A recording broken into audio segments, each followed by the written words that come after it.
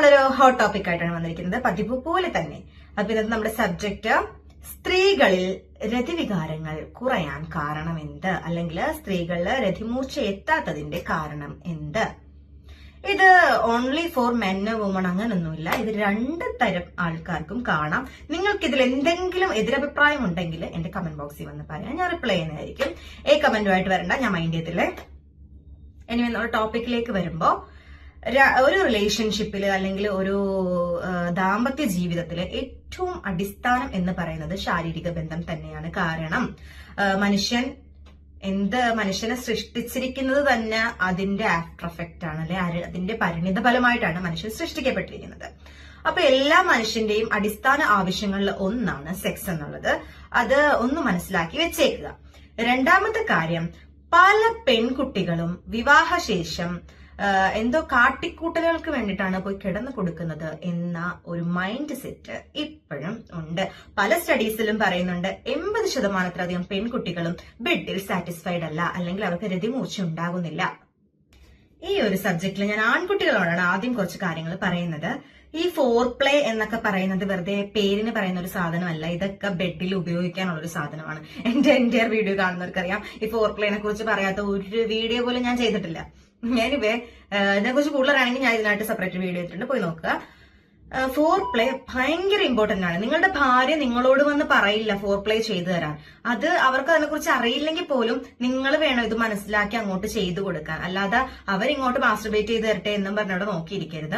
അതുപോലെ തന്നെ സെക്സ് തുടങ്ങുന്നതിന്റെ ആദ്യം പോയി ഫോർ പ്ലേയും ചെയ്യരുത്. അവർക്ക് കുറച്ച് വികാരങ്ങൾ ഉണർത്തുന്ന ചില സ്ഥലങ്ങളുണ്ട്. അതായത് കഴുത്തിന് പുറഭാഗം, നിപ്പിളിന്റെ അറ്റത്ത്, ചുണ്ട്, അതുപോലെ തന്നെ വയറ്, പൊക്കിള്, മുതുകുഭാഗം, ഓപ്പൺ ആയിട്ട് തന്നെ പറയാം ചന്തി, ഇതുപോലെ പല സ്ഥലങ്ങളിലും സ്ത്രീകൾക്ക് രതിവികാരങ്ങൾ വരാൻ സാധ്യതയുണ്ട്. അത് പലർക്കും ഐഡന്റിഫൈ ചെയ്യാൻ അറിയില്ല. അപ്പൊ നമ്മൾ ചെയ്തു തുടങ്ങുമ്പോഴേ ഇതിൽ കുറച്ചുകൂടെ അവര് ഐഡന്റിഫൈ ആകത്തുള്ളൂ. ഏറ്റവും മസ്റ്റ് ആയിട്ട് വേണ്ടത് ഓപ്പൺ കമ്മ്യൂണിക്കേഷൻ ആണ്. ബെഡില് സംസാരിക്കാറില്ല, ആരും അങ്ങനെ സംസാരിക്കാറില്ല, ഒച്ചപ്പാടും ബഹളമാണ് കേൾക്കാറ്. പക്ഷെ മനസ്സിലാക്കുക, ചോദിച്ച് മനസ്സിലാക്കുക. അവർക്ക് ഈ രതിമൂർച്ചയിലേക്ക് അവർ എത്തുന്നുണ്ടോ എന്ന് ഭർത്താവ് 100% ഉറപ്പുവരുത്തുക. നമുക്കറിയാം ഈ രതിമൂർച്ചയിലേക്ക് എത്തുന്നുണ്ട് എന്ന് മനസ്സിലാക്കുന്നത് എപ്പോഴാണ്? ബ്രീത്തിങ്ങിൽ ചേഞ്ച് വരും, അതുപോലെ തന്നെ ഹാർട്ട് ബീറ്റിൽ ചേഞ്ച് വരും, ബ്ലഡ് പ്രഷറിൽ ചേഞ്ച് വരും, സൗണ്ട് ഭയങ്കര റിഥമിക് ആയിട്ടുള്ള സൗണ്ടിൽ ചേഞ്ച് വരും. ഇതൊക്കെ വരുമ്പോ നമ്മൾ മനസ്സിലാക്കിക്കോണം ഭാര്യ രതിമൂർച്ചയിൽ എത്തിക്കൊണ്ടിരിക്കുകയാണ്. ആ ഒരു എത്തി എന്ന് പറയുന്ന പീക്ക് പോയിന്റിൽ വേണം നിങ്ങള് വജൈനയിലോട്ട് നിങ്ങളുടെ പെനിസ് ഇൻസേർട്ട് ചെയ്ത് റിമൂവ് ചെയ്ത് ഇതാക്കാൻ വേണ്ടിയിട്ട്. അപ്പൊ നിങ്ങൾ ഒരു കാരണം വെച്ചാലും തുടങ്ങിയ പാടെ അങ്ങുള്ള ആക്രാന്തങ്ങളും നിങ്ങളുടെ കഴിവും എല്ലാം തെളിയിക്കാൻ പോകരുത്. വെറുതെ കിടക്കുന്ന ഒരു എന്താ പറയാ, ഒരു വികാരമില്ലാത്ത, നമ്മൾ മനുഷ്യന്മാർക്ക് വികാരങ്ങൾ ഉണ്ടാകുന്ന ഒരു ആൾക്കാരാണ് നമ്മൾ മനുഷ്യന്മാര്. അപ്പൊ നമ്മളിത് ചെയ്യുമ്പോൾ അവർക്കും വികാരങ്ങൾ വന്നാലേ നമുക്ക് 100% സാറ്റിസ്ഫാക്ഷൻ കിട്ടുള്ളൂ. ഇല്ല രണ്ടു പേർക്കും വലിയ സാറ്റിസ്ഫാക്ഷൻ ഒന്നും കിട്ടില്ല. അപ്പൊ ഇത് രണ്ടുപേരും ഒരു മ്യൂച്വലി ഇരുന്ന് അണ്ടർസ്റ്റാൻഡ് ചെയ്ത് ചെയ്യേണ്ട ഒരു കാര്യമാണ്.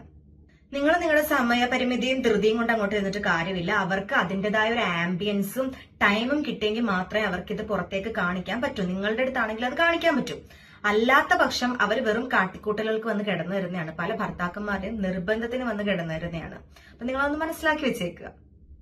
ഇപ്പൊ പല കേസിലും പല പെൺകുട്ടികളിലും പല സ്ഥലങ്ങളിലാണ് ഈ രതിവികാര കേന്ദ്രങ്ങൾ ഉള്ളത്. അത് ഞാൻ പറഞ്ഞ സ്ഥലങ്ങള് ആണ് എന്ന് വിചാരിച്ച് അങ്ങോട്ട് ചെല്ലരുത്. പല സ്ത്രീകളിലും പല രീതിയിലാണ്. ഞാൻ കോമൺ ആയിട്ട് പറഞ്ഞാണ്, നോർമലി ആൾക്കാർക്ക് ഉണ്ടാകുന്ന സ്ഥലങ്ങളാണ് ഞാൻ പറഞ്ഞത്. അപ്പൊ നിങ്ങളുടെ ഭാര്യയുടെ ഈ രതിവികാര കേന്ദ്രം എവിടെയാണ് നിങ്ങൾ വേണം കണ്ടുപിടിക്കാൻ. അത് 10, 20, 30 മിനിറ്റ് ഒക്കെ എടുത്തിട്ട് ഈ പ്രോസസ്സ് നടക്കും. നിങ്ങൾക്ക് പെട്ടെന്ന് ഇജാക്കുലേഷൻ നടക്കുന്നത്ര സിമ്പിൾ ആയിട്ടൊന്നും പെൺകുട്ടികൾക്ക് ഇജാക്കുലേഷൻ നടക്കില്ല. ഇപ്പൊ പെൺകുട്ടികളെ സംബന്ധിച്ച് ഇത് എത്താതിരിക്കാനുള്ള കാരണം എന്ന് പറയുന്നത് ഈ സമാധാനപരമായുള്ള സ്നേഹത്തോടെയുള്ള തലോടലുകളും കരുതലുമാണ് പലപ്പോഴും സെക്സിൽ വന്ന് എത്തിച്ചേരുന്നത്. ചില തുറന്ന പറച്ചിലുകള്, തുറന്ന സംസാരങ്ങള് ലാസ്റ്റ് വന്ന് തീരുന്നത് വലിയ വലിയ വഴക്കുകളിലായിരിക്കും. നിനക്ക് ഞാൻ ചെയ്തു തരുന്നതിൽ എന്താ കുഴപ്പം, എനിക്ക് ഇങ്ങനെ ചെയ്യാൻ പറ്റുള്ളൂ. ആണിന്റെ ആദർശവും കൈപ്പിടിച്ച ആൺ അവിടെ ഇരിക്കും. വെറുതെ വന്ന് ഒരു സുഖവും ലഭിക്കാതെ ജീവിതം തന്നെ തീർന്നുപോയ പല പെൺകുട്ടികളും എനിക്കറിയാം. കാരണം നിങ്ങളിപ്പോ കംപ്ലൈന്റ് പറയും നിങ്ങളുടെ ഭാര്യക്ക് നിങ്ങളോട് വികാരം തോന്നുന്നില്ല എന്ന് പല കമന്റ്സും എനിക്ക് വന്നിട്ടുണ്ട്. അങ്ങനെ വികാരം തോന്നുന്നില്ല എങ്കിൽ അതിന്റെ കാരണക്കാരൻ നിങ്ങളാണ്. കാരണം നിങ്ങളുടെ അടുത്തുനിന്ന് അവർക്ക് എന്തോ ഒരു കാര്യം അവർക്ക് മുമ്പായിരിക്കാം, അല്ലെങ്കിൽ ഇപ്പൊ അടുത്തിടെ ആയിരിക്കാം, അല്ലെങ്കിൽ ഇപ്പൊ കിട്ടിക്കൊണ്ടിരിക്കുന്നതായിരിക്കാം, നിങ്ങളുടെ അടുത്തുനിന്ന് ഒരു ഫീലിങ്സ് അവർക്ക് എവിടെയോ നഷ്ടപ്പെട്ടിട്ടുണ്ട്. ആ നഷ്ടപ്പെട്ടത് നിങ്ങൾ അവരോട് ചെയ്ത, അല്ലെങ്കിൽ അവരൊന്ന് രതിമൂർച്ചയിലേക്ക് എത്തുന്നതിന് മുമ്പ് തന്നെ നിങ്ങളുടെ കാര്യം കഴിഞ്ഞ് നിങ്ങൾ എപ്പോഴെങ്കിലും പെട്ടെന്ന് എണീറ്റ് പോയ ടൈം ആയിരിക്കാം അവർക്കതൊരു ട്രോമയായിട്ട് കിടക്കും. അതുകൊണ്ടാണ് പല ഭാര്യമാരും ഇപ്പോൾ ഭർത്താക്കന്മാരിൽ കംഫർട്ടബിൾ അല്ലാത്തത്.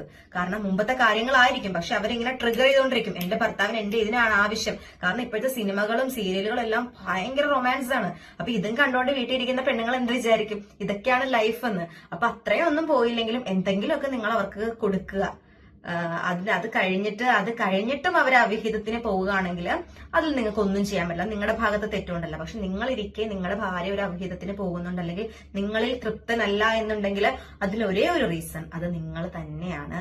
എനിവേ, ഞാൻ ഒന്നുകൂടെ പറയാണ്, നിങ്ങൾ മനസ്സിലാക്കി വെക്കുക, നിങ്ങളുടെ ഭാര്യയെ നിങ്ങൾ അത്രയും പ്യുവറായിട്ട് കൈവെള്ളയെ കൊണ്ടു നടക്കണമെന്നും ഞാൻ പറയുന്നില്ല. പക്ഷെ അവർക്ക് അവരുടെ ബെഡിൽ സാറ്റിസ്ഫൈഡ് ആക്കാൻ നിങ്ങളെ കൊണ്ട് പറ്റണം. അതിന് നിങ്ങൾക്കേ പറ്റൂ. അതിനാണ് അവർ നിങ്ങളെ കല്യാണം കഴിച്ചിരിക്കുന്നത്. അല്ലാതെ നിങ്ങളുടെ ആവശ്യം നടക്കാൻ വേണ്ടിയിട്ടല്ല നിങ്ങൾ അവരെ കല്യാണം കഴിച്ചിരിക്കുന്നത്, അവരുടെ ആവശ്യം കൂടെ നടക്കാൻ വേണ്ടിയിട്ടാണ്. എനിവേ, ഈ ടോപ്പിക് എല്ലാവർക്കും മനസ്സിലായി കാണും എന്ന് വിശ്വസിക്കുന്നു. അടുത്ത ഒരു ഹോട്ട് ടോപ്പിക്കുമായിട്ട് വീണ്ടും കാണുന്നത് വരേക്കും ഗുഡ് ബൈ.